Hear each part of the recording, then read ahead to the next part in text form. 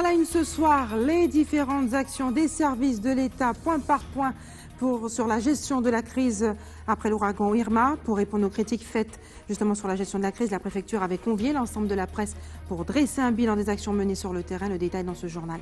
Et la plainte d'Alfred Marie-Jeanne contre le procureur de la République de Fort-de-France a été rejetée aujourd'hui. Dans l'affaire de son procès connu sous le nom de Green Parrot, il avait accusé le procureur d'avoir altéré la vérité pour lui causer du tort. Inventeurs et savants noirs, une exposition itinérante retraçant les parcours de ces scientifiques qui ont connu des difficultés à cause de leur couleur de peau était mise en lumière à Bemao. Jean-Charles Martyr-Fall, membre de l'association Archives, sera avec nous pour en parler. Il est notre invité. Bonsoir et bienvenue sur ATV Guadeloupe. Et nous ouvrons ce journal avec ces images. Elles ont été tournées par les équipes du ministère de l'Intérieur. Des bouteilles et des sachets d'eau distribués aux habitants de Saint-Martin. Si les vivres sont bel et bien arrivés sur l'île, l'eau manque terriblement sur le territoire. Pour les autorités, la distribution de l'eau reste une priorité. Une distribution d'ailleurs opérée dans le calme par les agents de la sécurité civile. On regarde un court extrait. Vous pouvez la boire, il n'y a aucun problème. D'accord ? Elle vient d'où ? Les poches d'eau elles sont conservables 3 jours si vous les gardez fermées. Okay. Et par contre, une fois qu'elle est ouverte, il faut la boire dans les 24 heures. Ok, voilà. D'accord ? Ah ouais ? Okay. Oui. Vous pouvez la stocker 3 jours. Après 3 jours, vous pouvez vous laver avec, vous brosser les dents et tout, mais à boire, je peux prendre de pour ma voisine. Oui, attention, c'est lourd. Cette eau, donc c'est l'entreprise de traitement de l'eau qui est auprès du port en fait, qui avait des citernes encore remplies. Et nous, avec notre machine lançacheuse, on a pu mettre en sachet, donc reconditionner toute cette eau qui était en citerne et donc non distribuée à la population. Donc on va essayer de distribuer, on en donne 2 par personne, sachant qu'on va revenir plusieurs fois dans la journée, comme ça laisse le temps aux gens de s'organiser et venir à plusieurs en famille, etc. pour venir prendre tout ce qu'il faut pour boire, pour faire la cuisine, faire la lessive, faire un brin de toilette. Et les collectes pour venir en aide aux îles du Nord se multiplient un peu partout sur le territoire. L'ensemble des commerçants des galeries de Welboura, Jarry, Bemao se mobilisent. Ils ont été sollicités par les enseignants de Saint-Martin. Eux ne collectent que les produits d'hygiène pour femmes et enfants. On écoute Patrick Gabriel, l'un des commerçants, enfin le commerçant à l'origine de cette initiative de solidaire. Il est interrogé par Isabelle Hameau. On a été sollicité par les enseignants et on a décidé, en partenariat avec l'association des commerçants, de mettre à disposition les galeries de Welboura, qui nous semble un point stratégique, afin de pouvoir récolter de toute la population un maximum de dons pour venir en aide aux sinistrés de là-bas. Principalement, par rapport à tout ce qui a déjà été fait, on voulait un peu axer notre demande sur tout ce qui est l'hygiène, déjà pour les enfants, des couches, du lait, peut-être des biberons, enfin tout ce qui touche à l'enfant, au bébé, mais aussi aux femmes, parce que qui ont des besoins spécifiques. Et on a pensé aussi à tout ce qui est consommable, tel que des serviettes, des assiettes jetables, des couverts jetables, parce que aussi ils en ont besoin, des sacs poubelles. Bon, évidemment de l'eau, beaucoup d'eau et aussi quelques produits secs, surtout en conserve, facile à ouvrir. La contribution des commerçants, vu les affiches qu'il y a, c'est par rapport déjà à leurs clients, pour véhiculer aussi l'image de la manifestation dans toute la galerie. Mais aussi, les commerçants vont participer à hauteur de combien, je ne sais pas chacun, mais le but c'est effectivement d'aller aider et de venir en aide aux îles du Nord. Et près de la moitié des personnes qui souhaitaient quitter l'île de Saint-Martin ont pu partir.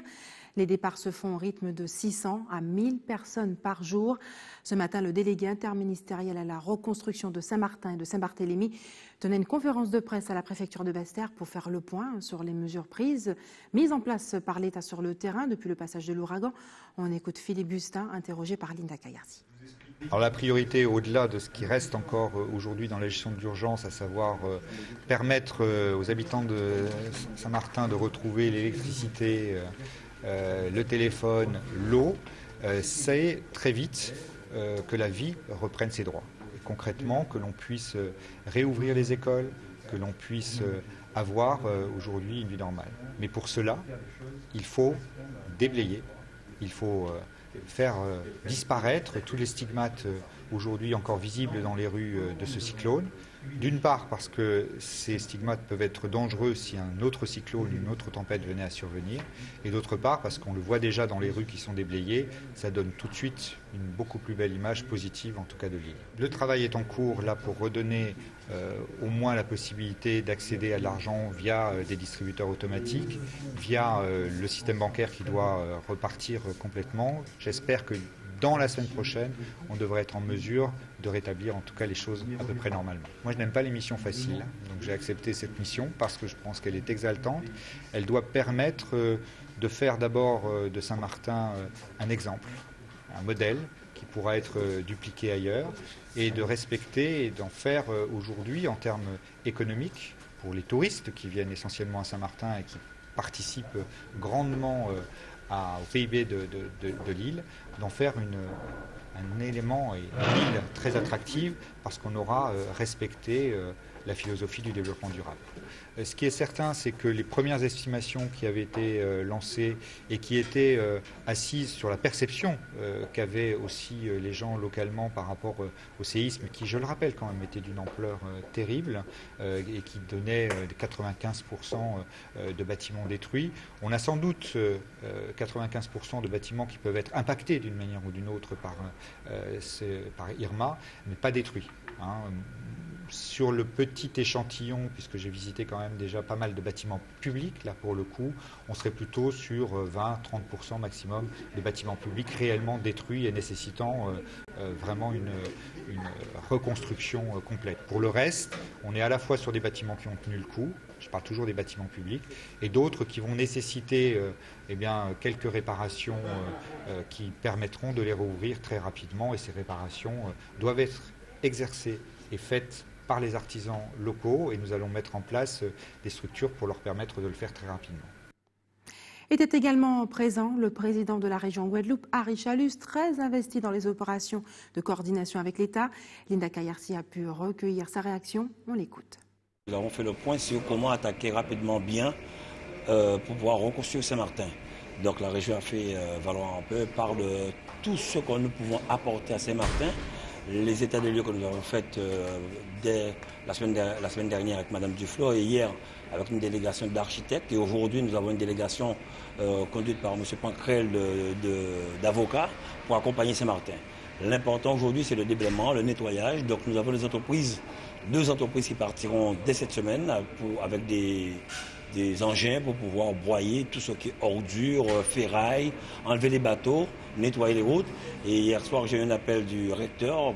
Nous allons mettre à sa disposition des transports pour pouvoir rouvrir dès lundi prochain, s'il le faut, les écoles à Saint-Martin. Mais ce qui était le plus important, c'est comment faire juridiquement pour que le président de région n'ait pas de problème, et peut-être du département, mettre en place une convention avec l'État et la collectivité de Saint-Martin. L'autre chose, c'est que, comme l'a dit le président de la République, il faut bousculer les procédures, il faut que nous puissions avoir des marchés à faire travailler sans qu'il y ait de problème avec le contrôle de légalité. Donc nous avons fait le contour et j'ai proposé aussi que M. Pascal Averne, qui a été DGS à Saint-Martin très longtemps, soit à la disposition de ces deux délégués interministériels et de la collectivité de Saint-Martin. Mais rien ne se fera sans le consentement du président de la collectivité de Saint-Martin. Et parlons maintenant de cette initiative pour le moins originale. Elle s'est tenue en Martinique hier soir. Des bénévoles ont eu l'idée d'organiser une soirée festive pour récolter des denrées alimentaires dans une boîte de nuit. Voyez le reportage de Sabrina Doré et de Loïc Régis.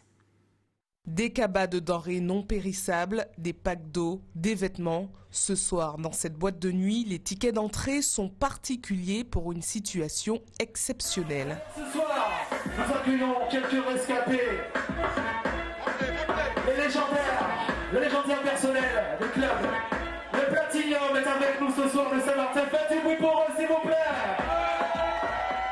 Le concept est simple, l'accès à l'établissement se fait en échange de dons qui seront reversés aux rescapés de l'ouragan Irma. On a emmené des vêtements, on a emmené de l'eau, on a emmené ce qu'on pouvait, on a joint l'utile à l'agréable.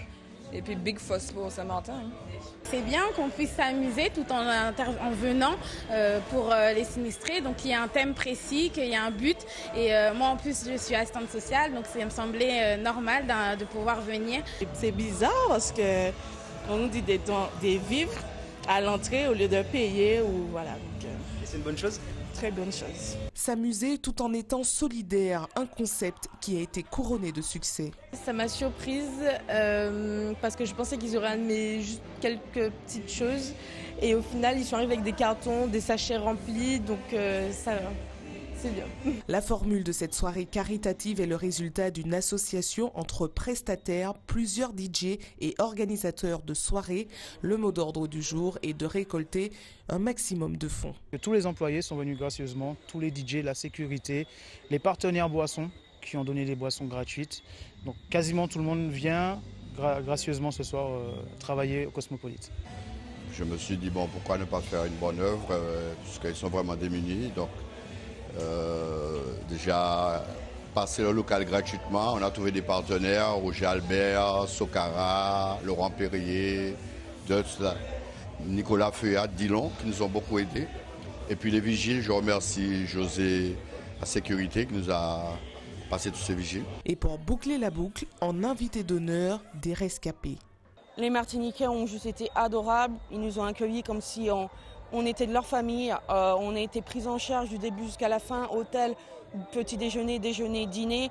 Là, il y a une soirée pour les fonds de Saint-Martin, c'est juste super et c'est vraiment tout ce qu'on a besoin. Les dons de la soirée seront acheminés à Saint-Martin grâce au concours d'un autre partenaire qui fournit le conteneur. Quant aux bénéfices, ils seront reversés pour acheter d'autres vivres. Et cette catastrophe aura probablement mis en évidence les menaces qui pèsent sur le bon déroulement de la rentrée scolaire aux Antilles. Il fut un temps où les élèves regagnaient les salles de classe au mois d'octobre, c'est-à-dire une fois passée la période de saison cyclonique. Faut-il maintenir la rentrée scolaire au mois de septembre? C'est la question qu'ATV Guadeloupe vous a posée. On écoute vos réponses. Pas spécialement, puisque c'est des phénomènes qui sont récurrents, qu'on connaît depuis des années et des années, donc il faut faire avec. Hein. Depuis des années, il y a toujours eu ça. Hein. Normalement, quand septembre arrive, octobre arrive, il faut nous préparer. Parce que grand-mère, moi, depuis que septembre arrive, c'est marré. Même si on change la date de la rentrée en septembre, maintenant, on vit des choses, même en décembre. Même en janvier, on peut avoir un cyclone. Parce que le monde est déréglé par rapport aux hommes qui ont merdé. Revoir le calendrier scolaire, oui, c'est peut-être quelque chose qui serait vraiment intéressant parce qu'il y a toujours quelque chose au moment de la rentrée et on est toujours obligé de s'adapter. Donc oui, une réflexion sur ça serait vraiment intéressant. Là, je pense qu'il devrait vraiment réfléchir à un autre moment pour placer la rentrée, oui. S'inspirer du calendrier de la Nouvelle-Calédonie, donc qui commence en janvier. Je sais qu'aussi Tahiti, cette zone-là, il commence en janvier. Donc à voir si c'est pas quelque chose qui pourrait être fait dans les Antilles. Donc automatiquement, les hommes, les grands hommes, il faut voir ça effectivement pour changer date là, pour organiser bitin là, et puis quand il y a l'autre bitin qui a changé. Hein. Je pense oui, parce qu'en période de septembre, il y a toujours une dépression tropicale, je pense oui. Il faut changer la rentrée à partir alors de faire le 4 septembre, de prendre un jeu plus tard, après les événements des cyclones. Même si on change la rentrée, on se dit bon, on va mettre en octobre, on va mettre en novembre, il y aura toujours des phénomènes. Si ce n'est pas cyclone, ce sera tremblement de terre. Ça jour-là, on doit s'attendre à tout. On a pas mal d'années sans cyclone aussi, donc c'est vrai qu'on ne sait pas à quel moment ça va venir. Donc on ne peut pas vraiment dire que repousser la rentrée parce que des fois il y a des catastrophes, des fois il n'y a rien, des fois on dit qu'il y a, ça passe pas, donc on ne peut pas savoir. Donc c'est vrai que ça aurait pu être intéressant de revenir à l'ancien système, l'ancien calendrier où on entrait en octobre effectivement, d'autant plus que ça tient compte de nos contraintes de territoire, donc ça serait peut-être plus adapté pour la Guadeloupe. Et reste avec nous sur ATV Guadeloupe dans quelques minutes, découverte de l'exposition Savants et scientifiques noirs avec notre invité Jean-Charles Martirval. Et puis il sera question pour les seniors de transmettre les secrets des plantes médicinales de chez nous aux jeunes générations. Mais avant, un mot sur l'actualité politique. La plainte d'Alfred Marie-Jeanne, le président de la collectivité territoriale de Martinique, contre le procureur de la République de Fort-de-France a été rejetée aujourd'hui par le juge d'instruction. Dans l'affaire de son procès connu sous le nom de Green Parrot, il avait accusé le procureur d'avoir altéré la vérité pour lui causer du tort. Mais Alfred Marie-Jeanne ne compte pas en rester là. On écoute d'ailleurs les précisions de son avocat, Maître Ursulé, face à la caméra de Solène Boissé. Cette plainte a été reçue par un juge d'instruction, le doyen des juges, qui vient de rendre une ordonnance de refus d'instruire. C'est son droit. Simplement, on est en droit de se poser des questions. Pourquoi avoir pris tant de temps, n'avoir jamais interrogé personne pour, en même temps que cette audience, dire je n'instruirai pas cette plainte. Donc nous avons fait appel de cette ordonnance et nous allons plaider bientôt devant la Chambre de l'instruction pour contester la décision du juge d'instruction. Resté dans l'ombre pendant plusieurs décennies, le travail de nombreux savants noirs est désormais reconnu par la communauté scientifique. Une exposition itinérante nommée Les inventeurs et saveurs noirs, organisée dans le cadre des Journées européennes du patrimoine, leur rendait d'ailleurs hommage. La dernière journée avait lieu aujourd'hui au centre de Bellecour à Bemao. Reportage Linda Kayarsi. L'histoire n'a guère retenu leur nom et pourtant, beaucoup d'entre eux sont à l'origine ou ont participé à des découvertes scientifiques et techniques fondamentales. Le but de cette exposition, c'est de restituer le plus largement possible, de vulgariser le plus largement possible ce qui a été depuis trop longtemps resté sous couvert. D'accord ? Donc aujourd'hui, on enlève la chape de plomb et de manière bien sûr pacifique, on veut impérativement commencer à faire en sorte que les jeunes, notamment, et même les moins jeunes, avec des exemples extraordinaires tels que des inventeurs dans la science et dans tous les domaines qu'on peut imaginer, eh bien, aujourd'hui, il est temps que ça se révèle. L'association Archives a mené un travail de recherche colossal de plusieurs années pour qu'au grand jour, la contribution de ces hommes et femmes noirs à la modernité contemporaine gagne en reconnaissance. Alors ici, on peut découvrir à peu près une quarantaine, sans compter qu'il y a bien sûr toute une liste non exhaustive de tout ce qu'on a pu apporter à l'humanité, à savoir par exemple la tondeuse à gazon, l'échangeur de monnaie, le ballon dirigeable inventé par un noir, le micro dans lequel nous parlons, le filament de carbone créé par Lewis Howard Latimer. On a attribué l'invention à Edison. Il faut que notre diaspora retrouve sa dignité, entre guillemets, pour justement que les bâtisseurs de l'avenir, qui sont les jeunes, puissent avoir, à partir de ces exemples, susciter des vocations d'inventeurs et savants noirs. L'exposition Noir dans la science est visible jusqu'au 15 septembre au Centre culturel de Bellecour à Bemao. Mais pour l'association Archives, ce combat de la reconnaissance d'inventeurs noirs est loin d'être fini. Un ouvrage pourrait bientôt voir le jour pour marquer l'histoire de ces découvertes scientifiques majeures. Et l'un des membres justement de cette association Archives nous a rejoint sur ce plateau, Jean-Charles Martyr-Fall, bonsoir. Bonsoir. Merci d'avoir accepté notre invitation ce soir. Homme de télévision, mais aussi membre de l'association Recherche sur la culture et l'histoire pour l'identité et la vérité de l'enseignement. Les Noirs ont-ils encore besoin de déconstruire ce mythe qu'ils ne sont pas, ils ne peuvent pas réussir dans les sciences? Oui, parce que vous savez, nous sommes aujourd'hui dans une société où les clichés et les stéréotypes perdurent. Nous avons une société antillaise, c'est vrai, qui est partie de l'abolition de l'esclavage, où il y a eu une émancipation et donc une liberté d'une certaine façon. On est arrivé sur une société coloniale qui s'est arrêtée en 1946 avec l'arrivée de la départementalisation.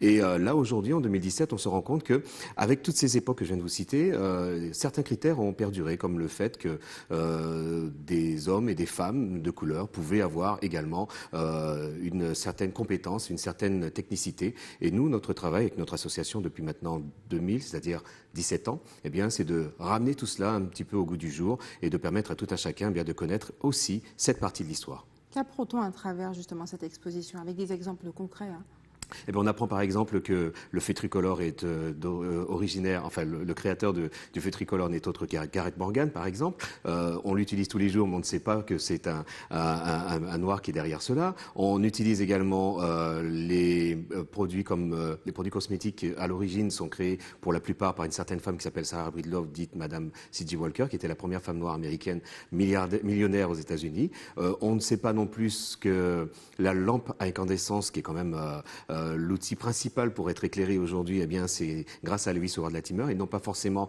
à Thomas Edison, qui était le chef d'entreprise et qui avait dans sa société. C'est le seul nom qui a été justement retenu. Voilà, c'est celui qui a été retenu parce qu'il était le chef d'entreprise et il avait des ingénieurs qui travaillaient dans sa structure, dont Lewis Howard Latimer, qui était le propriétaire du brevet. Et c'est comme ça que les choses se font. Petit rappel historique pour nous, Jean-Charles Martyr-Fall. Pourquoi cette histoire, cette reconnaissance a autant tardé? Pourquoi sont-ils restés aussi longtemps dans l'ombre?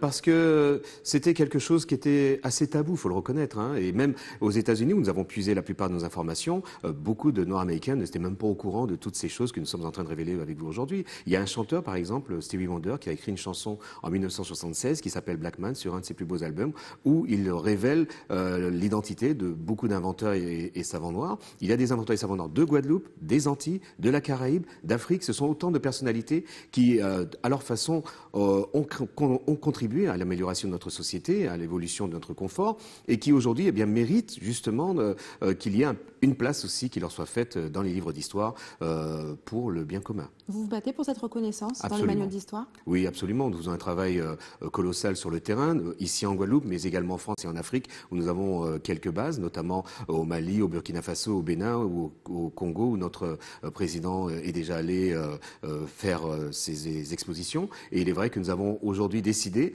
par l'entremise de cette nouvelle exposition, eh bien de donner un nouveau booster un petit peu à notre association, en développant d'autres sujets, en allant vers les écoles, en allant vers les établissements scolaires, et pourquoi pas justement arriver à la finalité, c'est que ces éléments soient inscrits dans les livres, dans les programmes scolaires.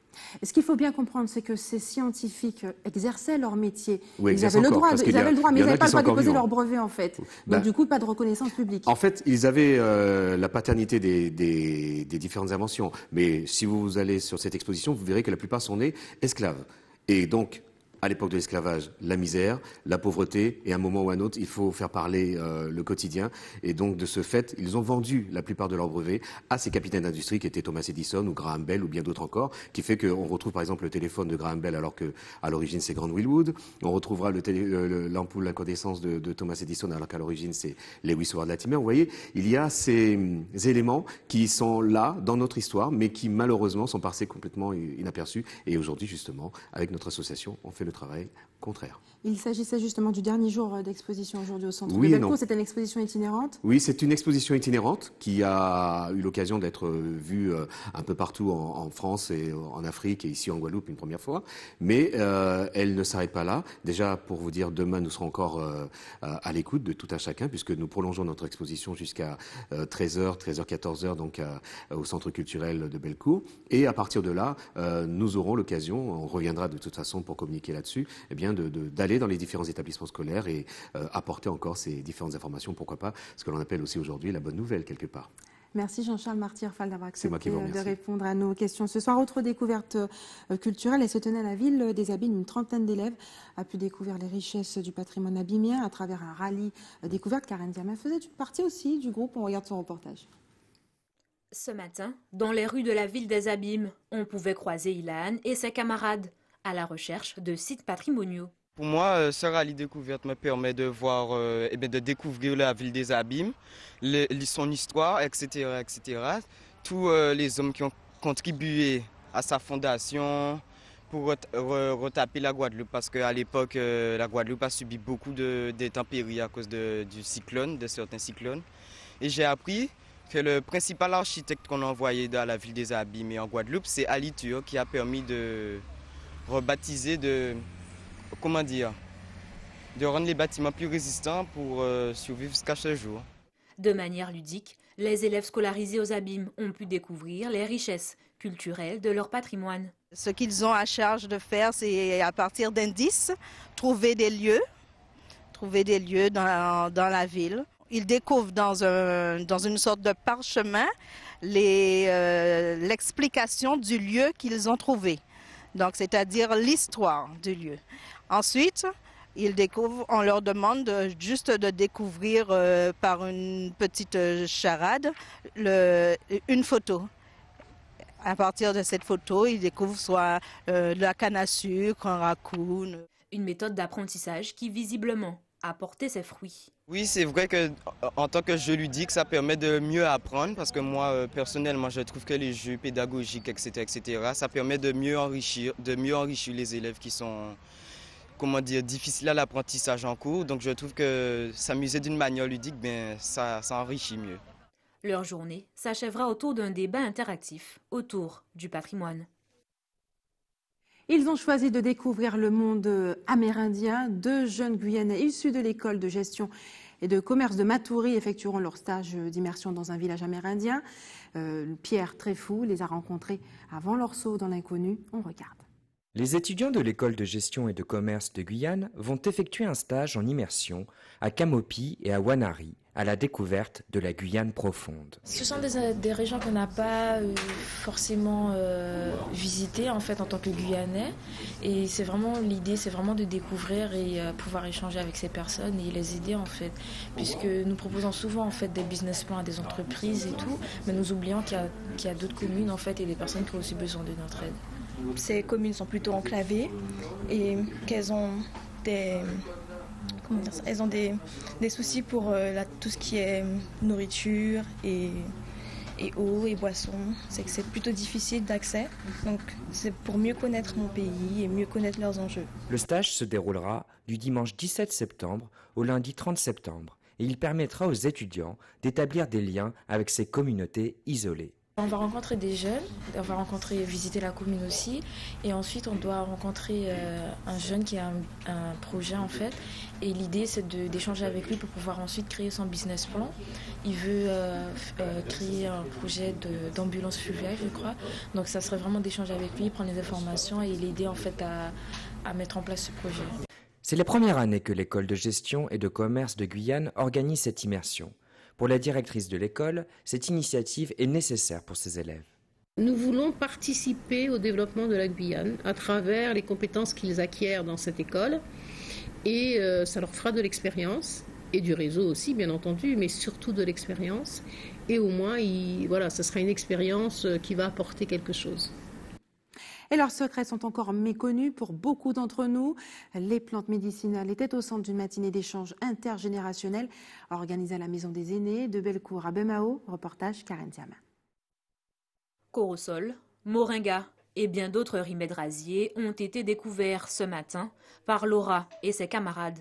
On a appris qu'il y a des plantes médicinales qui servent à soigner certaines maladies, on peut faire du thé avec, ça se met aussi dans les repas. J'ai retenu le curcuma, le corosol. Des notions environnementales qui leur ont été inculquées par une de leurs aînées. J'apprends aux enfants à connaître les plantes que moi j'ai connues dans mon enfance et je serai heureuse de transmettre ce que je connais. C'est surtout de se servir avec les plantes qu'on a autour de soi. La nature est riche. La nature nous offre tout. On n'a qu'à faire un petit tour autour de la maison. On a tout sous la main. On a de l'eau verte. Les enfants sont curieux. Ils veulent toucher à tout, sentir tout ce qu'il y a, goûter à tout. Ça, je comprends. C'est pas tous les jours qu'on rencontre des personnes âgées et que c'est quand même nos ancêtres. Alors c'est bien. Dans le cadre de leur projet de classe, ces élèves de CM2 ont eu l'opportunité de découvrir la biodiversité des plus riches qu'abrite la Guadeloupe. On a notamment une des actions qui est phare, c'est vraiment la valorisation de leur environnement, la prise en compte de cet environnement local. Donc à partir de ce projet d'école, donc on a décliné notamment des fiches d'action sur lesquelles, bien sûr, on va se baser pour pouvoir faire en sorte que ces enfants puissent mieux comprendre ce qui se passe autour d'eux. Et donc venir ici, apprendre notamment sa biodiversité à travers notamment ces plantes médicinales, je crois que c'est un challenge qu'on se donne. À l'issue de cette matinée, les enfants ont pu ramener quelques échantillons chez eux. De quoi continuer la transmission de savoir. Et c'est l'heure des informations pratiques maintenant. La Guadeloupe a été placée en vigilance jaune pour fortes pluies, orages, au moins jusqu'à demain midi. Et aussi cette information, la sous-préfecture qui informe les usagers que de la fermeture exceptionnelle du bureau de la circulation le lundi prochain. Une réouverture est prévue le lendemain aux horaires habituels. Et la ville de Petit-Bourg, avec son CSAS, organise une collecte de denrées et de produits d'hygiène samedi de 9h à 15h sur la place de la mairie. L'équipe de l'établissement français du Centre vous donne rendez-vous demain au parking de la mairie de Vieux-Fort de 8h à 12h30. Et enfin, si vous avez des informations à nous communiquer, n'hésitez pas à nous appeler au 60 11 2 fois. Et voilà, c'est la fin de notre édition locale et régionale. Mais avant de se quitter, je vous rappelle les principaux titres de ce vendredi 15 septembre. Et l'État a fait point par point, justement, a énuméré les actions qui ont été mises en place pour venir en aide aux sinistrés de l'ouragan Irma. D'un détail qui était mené sur le terrain. Et puis la plainte d'Alfred Marie-Jeanne contre le procureur de la République de Fort-de-France a été rejetée, mais celui-ci ne compte pas en rester là et a bien l'intention de faire appel de cette décision de justice. Nous avons entendu la réaction de son avocat, Maître Ursuli. L'inventeur et savant noir, une exposition itinérante qui retrace les parcours de ces scientifiques noirs qui ont connu des difficultés à cause de leur couleur de peau, est mise en lumière jusqu'à demain au moins au Centre culturel de Bellecour à Baie-Mahault. Merci d'avoir choisi ATV Guadeloupe. Soyez vigilants, excellente soirée, très bon week-end. On se retrouve lundi.